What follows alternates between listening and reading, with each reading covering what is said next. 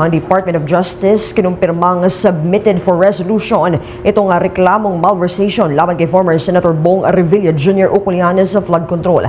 Alamin natin ang buong detalye sa pag-uulat ni Bombo Grant Hilario. Kinumpirma ng Department of Justice na submitted for resolution na ang reklamo malversation na kinakarap ni former Senator Bong Revilla Jr. Ito mismo ang ibinahagi ni Attorney Polo Martinez, ang tagapagsalita ng naturang kagurana sa panayam sa kanya hinggil sa reklamo. Susuriin o pag-aaralan pang maigi ng prosekusyon ang hindi pa pinal na resolusyon upang matukoy kung anong hakbang gagawin sa reklamo. Posible kasing lumabas sa resolusyon at desisyon nito na isang pabilang kaso na ito ng reklamo o di kaya ibasura at hindi na iakyat sa kaukulang korte. Ibinahagi pa ng tagapagsalita na ang nabanggit na malversation case laban sa dating senador ay may kaugnayan sa manumalyang proyekto konektado sa kumpanyang Sims Construction Trading. Dagdag niya, bahagi ang reklamo sa unang batch ng 5 kaso inihain sa Department of Justice. Ang 3 raw dito ay kasalukuyang pending for release pa ayon kay Justice Spokesperson Attorney Martinez, habang ang malversation case laban sa dating mamabatas na may pending for review na. Subalit sa kabila nito'y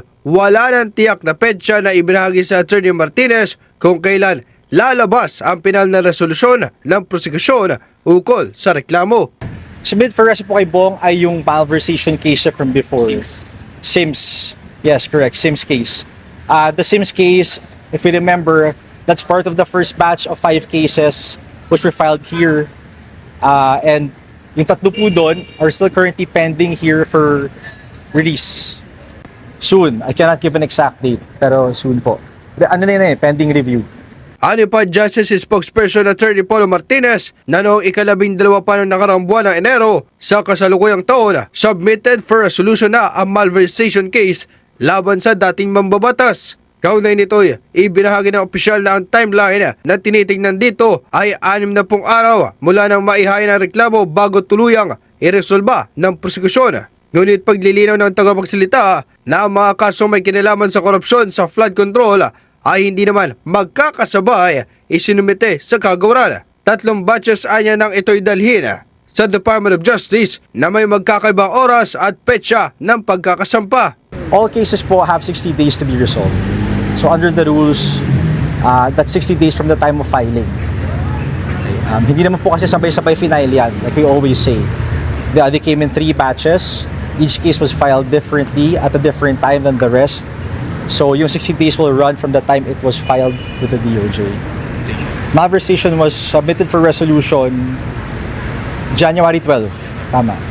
Si former Senator Bong Revilla Jr. ay naharap ngayon sa patong-patong na mga reklamo at kaso hindi lamang sa Department of Justice kundi maging sa ibang korte na mismo. Sa kagurana, kanyang kinakarap ang mga reklamo malversation kasama pati plunder case dahil sa pagiging sangkot umano nito sa korupsyon sa flood control.